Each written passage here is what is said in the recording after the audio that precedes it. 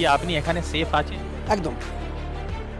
আমরা বাংলায় সমস্ত মানুষ সেম। এখানে কোনো বাংলার কোনো জায়গায় কোনো অশান্তির বাতাবরণ নেই। যে বাংলার সনাতন ধর্মের মানুষরা, বাংলার হিন্দুরা সংরক্ষিত নয়।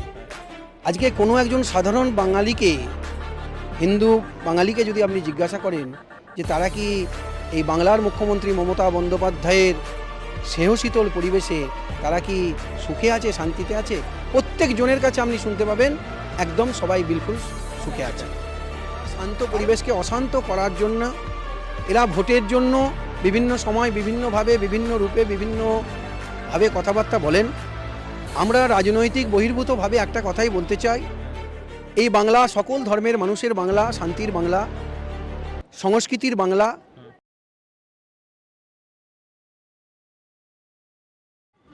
जय हिंद दोस्तों, मेरा नाम है रज़ा अंसारी। पश्चिम बंगाल में भाजपा की तरफ से फैलाया जा रहा है कि हिंदू जो है पश्चिम बंगाल का सुरक्षित नहीं है। वक़्फ़ बिल पर ममता बनर्जी की टीम ने आज यहाँ पर इमाम मुअज्जिन के साथ बैठक की और उसी बीच जो है एक पंडित जी है, नाम है सुमन बैनर्जी। ये बंगला बोलते हैं, मैं हिंदी बोलता हूँ, मगर मुझे कुछ बंगला आती है तो मैं बंगला बोलने की कोशिश करूँगा। दादा এখানে এসেছেন, এখানে বাংলা যে ভাজপা মন্ত্রী আছে, যেই বিধায়ক জন আছে, সেই বলছে কি বাঙাল ইজ হিন্দুর জন্য সেফ আছে না। এখন কিছু কিছু মানুষ রাজনৈতিক ব্যক্তি চরিতার্থ করার জন্য, নিজেদেরকে ফোকাস করার জন্য বিভিন্ন মিডিয়ার মাধ্যম দিয়ে তারা বলতে চাইছে বাংলার সনাতন ধর্মের মানুষরা, বাংলার হিন্দুরা সংরক্ষিত নয়।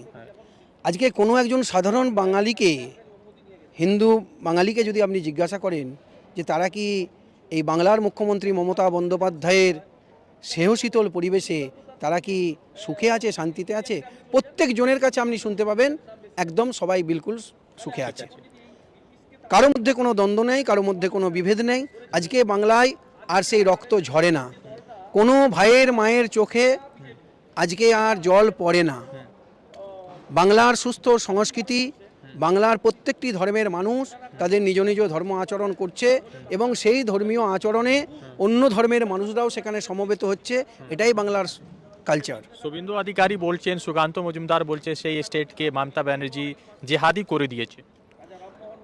আমি প্রথমেই বলেছি যে কিছু কিছু ব্যক্তি আছে যারা এই বাংলার শান্ত পরিবেশকে অশান্ত করার জন্য, এরা ভোটের জন্য বিভিন্ন সময় বিভিন্নভাবে, বিভিন্ন রূপে, বিভিন্নভাবে কথাবার্তা বলেন।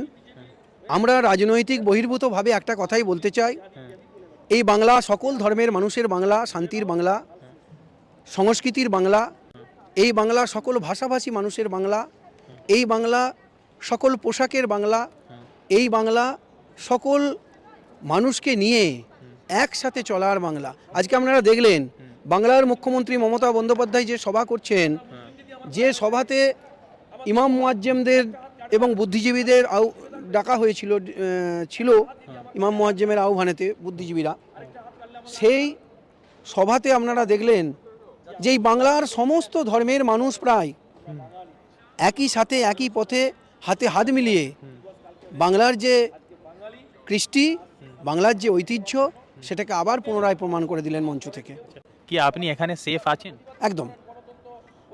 আমরা বাংলায় সমস্ত মানুষ সেম। এখানে কোনো বাংলার কোনো জায়গায় কোনো অশান্তির বাতাবরণ নেই। 2014 থেকে আগের দিনে এখান থেকে লোক জয় শ্রীরাম বলে, কিন্তু এরকমই বলে না যেরকম ভাজপা বলে। তো আপনি এখানে কি ভালো করে ইয়া ফ্রিলি মুডে জয় শ্রীরাম বলতে? রামচন্দ্র তো শুধু কোনো একটা একক রাজনৈতিক দলের নয়। আমরা রাম সীতার পূজা করি, রাম সীতার অনেক পুরানো পুরানো মন্দির আছে। আমরাও এই রামনবমীতে শ্রীরামচন্দ্র মা সীতা দেবীর আমরা পূজা অর্চনা করেছি। যেমন রাধাকৃষ্ণের পূজা হয়, যেমন কালী শিবের পূজা হয়, সেইরূপ আমরা রাম সীতার পূজা অর্চনা করেছি।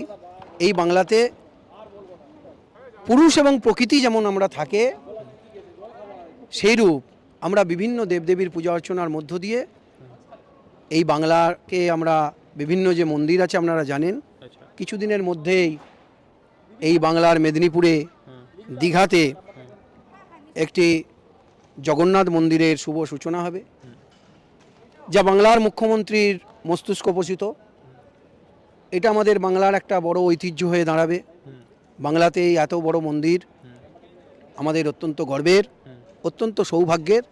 এবং আগামী 30 তারিখে সেই মন্দিরের শুভ মাঙ্গলিক উদ্বোধন হবে। বাংলার মুখ্যমন্ত্রী ব্রাহ্মণ ঘরের কন্যা মমতা ব্যানার্জি উনি উদ্বোধন করবেন। সারা বাংলা সেই অপেক্ষায় রত। ঠিক আছে, একটি আখরি প্রশ্ন করে আমি শেষ করব।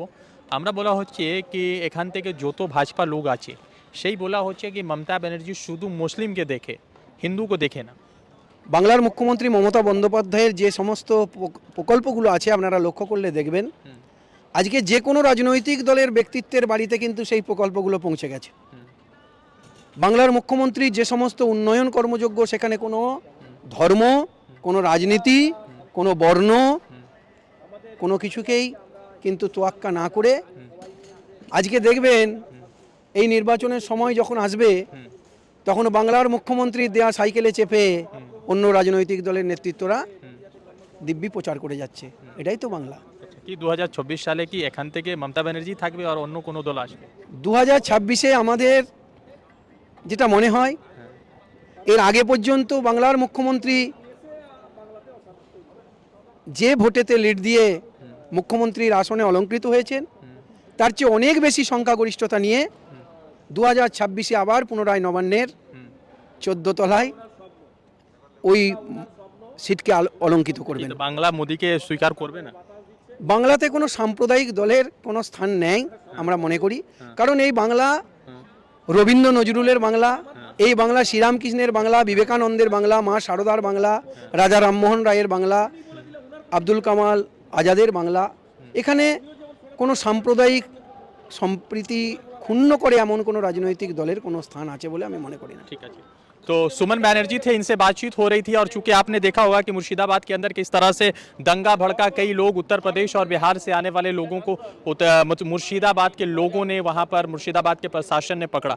कई बड़े सवाल ममता बैनर्जी पर उठ रहे और कई बड़े सवाल यहां भाजपा के नेताओं पर उठ रहे। सुकांतो मजूमदार, शुविंदो अधिकारी, अर्जुन सिंह, इन तमाम नेताओं ने पश्चिम बंगाल में जिस तरह से नफरत की आंधी बना रखी है और लगातार इस दंगा में किसी विशेष दल को, किसी विशेष जाति समुदाय के लोगों को लगातार घसीटा जा रहा, तो उस पर कई तरह के सवाल उठ रहे थे। एक पंडित जी थे सुमन बैनर्जी, उनसे हम बातचीत कर रहे थे। बहुत सारे लोगों को बंगला समझ में नहीं आया होगा, मगर मैं आपको बता दूं कि इनसे जब हमारी बातचीत हो रही थी तो इन्होंने बताया कि किस तरह से पश्चिम बंगाल में राजनीतिकरण के जरिए जो है हिंदुओं को जो है एक विशेष पार्टी का बताया जा रहा है और किस तरह से भारतीय जनता पार्टी हिंदुत्व के नाम पर यहाँ पर राजनीति चमकाने की कोशिश में लगी है। अब देखना यह है कि वक्फ बिल पर सुप्रीम कोर्ट में मामला चल रहा है, सुप्रीम कोर्ट भी इस पूरे घटनाक्रम को देख रहा है। अब देखना यह है कि क्या कुछ समीकरण बनता है। ममता बनर्जी ने कह दिया है कि पश्चिम बंगाल में वक्फ संशोधन बिल लागू नहीं होगा, तो इस पर क्या आपकी राय है कमेंट में बताइएगा। रजा अंसारी की रिपोर्ट। द इंडियन खबर, सच आपके सामने।